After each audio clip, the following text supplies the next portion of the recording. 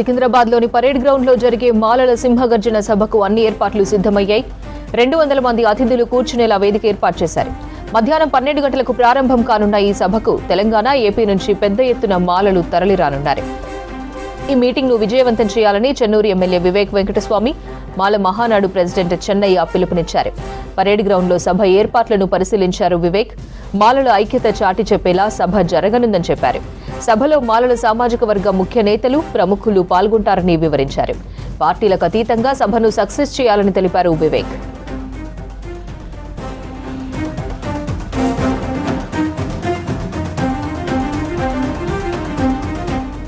ఇక సభ ఉండడంతో సికింద్రాబాద్ పరిసర ప్రాంతాల్లో ట్రాఫిక్ ఆంక్షలు విధించినట్లు ట్రాఫిక్ డీసీపీ రాహుల్ హెగ్డే తెలిపారు.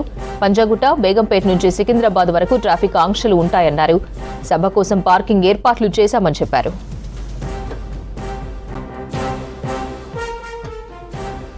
సికింద్రాబాద్లోని పరేడ్ గ్రౌండ్లో జరిగే మాలల సింహగర్జన సభకు అన్ని ఏర్పాట్లు సిద్ధమయ్యాయి.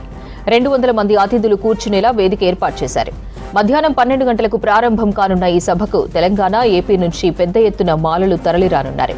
ఈ మీటింగ్ను విజయవంతం చేయాలని చెన్నూరు ఎమ్మెల్యే వివేక్ వెంకటస్వామి, మాల మహానాడు ప్రెసిడెంట్ చెన్నయ్య పిలుపునిచ్చారు. పరేడ్ గ్రౌండ్లో సభ ఏర్పాట్లను పరిశీలించారు వివేక్. మాలల ఐక్యత చాటి చెప్పేలా సభ జరగనుందని చెప్పారు. సభలో మాలల సామాజిక వర్గ ముఖ్య నేతలు, ప్రముఖులు పాల్గొంటారని వివరించారు. పార్టీలకు అతీతంగా సభను సక్సెస్ చేయాలని తెలిపారు వివేక్.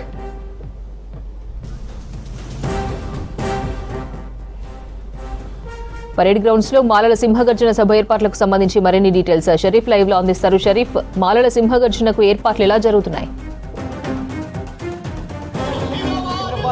పరేడ్ గ్రౌండ్స్ హలో మాలా చలో హైదరాబాద్ మాలల సింహగర్జన కార్యక్రమం చెన్నూరు ఎమ్మెల్యే వివేక్ వెంకటస్వామి ఆధ్వర్యంలో సభ జరగబోతోంది. కొద్దిసేపటి క్రితమే ఎమ్మెల్యే వివేక్ వెంకటస్వామి నేరుగా సభాస్థలికి చేరుకున్నారు. ఇక్కడి పరిస్థితులన్నింటినీ కూడా పరిశీలించారు. ఎక్కడెక్కడ ఏర్పాట్లు ఇంకా కావాల్సి ఉన్నాయి, ఎక్కడి వరకు ఏర్పాట్లు వచ్చినాయనే విషయాలపైన గ్రౌండ్లో ఉన్నటువంటి ప్రతి ఒక్కరిని కూడా మాట్లాడి ఇక్కడి నుంచి అడిగి తెలుసుకుని వెళ్ళారు. రాష్ట్ర వ్యాప్తంగా ఉన్నటువంటి ఉన్న మాలందరినీ కూడా ఐక్యం చేయడానికి, ఏకం చేయడానికి ఈ సభను మేము ఏర్పాటు చేస్తున్నాం. ఆయా సామాజిక వర్గాలకు సంబంధించినటువంటి సభలు చాలా వరకు జరిగాయి. కానీ మాలలు రాష్ట్ర వ్యాప్తంగానే ఎక్కువ సంఖ్యలో ఉన్నటువంటి పెద్ద సంఘం మాల సంఘం, మాలలు ఎక్కువగా ఉన్నారు. అయినప్పటికీ కూడా ఇలాంటి సభలు, సమావేశాలు కూడా మాలలకు ఉద్దేశించి జరగలేదు. అందరినీ ఐక్యం చేయడమే, శాంతియుతంగా తమ డిమాండ్స్ ఏవైతున్నాయో, తమ డిక్లరేషన్, మాల డిక్లరేషన్ ఏదైతుందో ఆ డిక్లరేషన్ని చెప్పడానికి ఈ భారీ సభను ఏర్పాటు చేశామని చెప్పారు. పార్టీలకు అతీతంగా మాల మేధావులు, ప్రొఫెసర్సు, నాయకులు ప్రతి ఒక్కరూ వచ్చి విజయవంతం చేయాలి.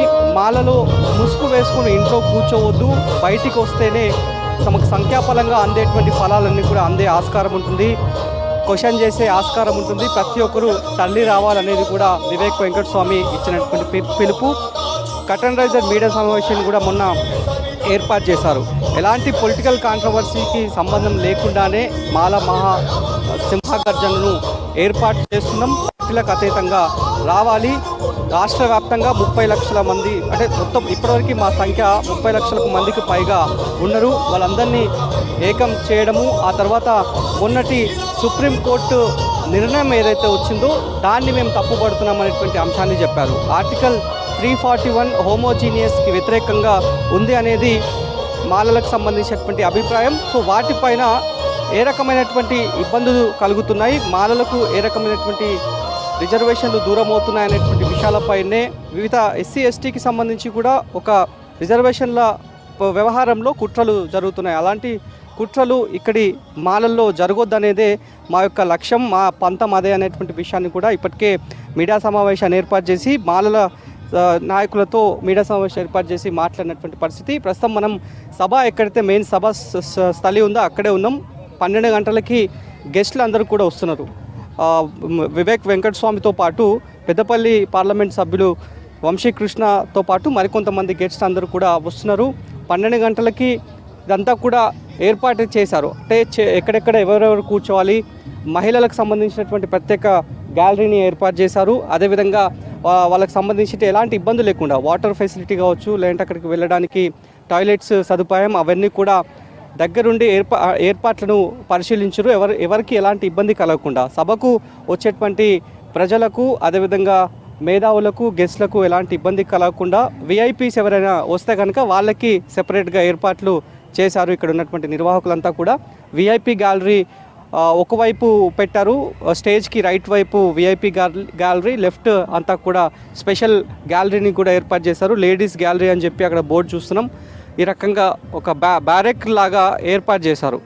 వచ్చినటువంటి వాళ్ళు సాఫ్గా సభ దగ్గరికి రావడం, ఆ తర్వాత సభ ముగించిన తర్వాత సాఫ్గా వెళ్ళే విధంగా ఎవరైతే వెహికల్స్లలో బస్సెస్లో వస్తుంటారో వాళ్ళకు కూడా ఏర్పాట్లు చేశారు. స్పెషల్గా పార్కింగ్ సదుపాయాన్ని కూడా ఏర్పాటు చేసినటువంటి పరిస్థితి. దాదాపు సభ ఏర్పాట్లన్నీ కూడా ఎండింగ్ స్టేజ్కి వచ్చేసినాయి. కొద్దిసేపటి క్రితమే చెన్నూరు ఎమ్మెల్యే వివేక్ వెంకటస్వామితో పాటు మాల సంఘం సంబంధించినటువంటి నాయకులందరూ కూడా వచ్చి సభనంతా కూడా పరిశీలన చేసినటువంటి పరిస్థితి అయితే కనిపిస్తోంది. సో 12 గంటలకి మాలలకు సంబంధించినటువంటి సింహగర్జన సభలో ఏ రకమైనటువంటి డిక్లరేషన్స్ చెప్పబోతున్నారనేది కూడా ప్రస్తుతానికైతే ఆసక్తిగా నెలకొన్నది రాష్ట్ర వ్యాప్తంగా ఉన్నటువంటి మాలలంతా కూడా. ఎందుకంటే ఈ రకమైనటువంటి సమావేశం జరగడం, ఎస్పెషలీ మాలల సింహగర్జన హలో మాల చలో హైదరాబాద్ అనే పేరుతో నినాదంతో ఇక్కడి సభను ఏర్పాటు చేశారు. కాబట్టి సభలో మాలను ఉద్దేశించి చెన్నూరు ఎమ్మెల్యే వివేక్ వెంకటస్వామి ఏం మాట్లాడబోతున్నారు అనేది కూడా ఆసక్తిగా నెలకొందని చెప్పాలి.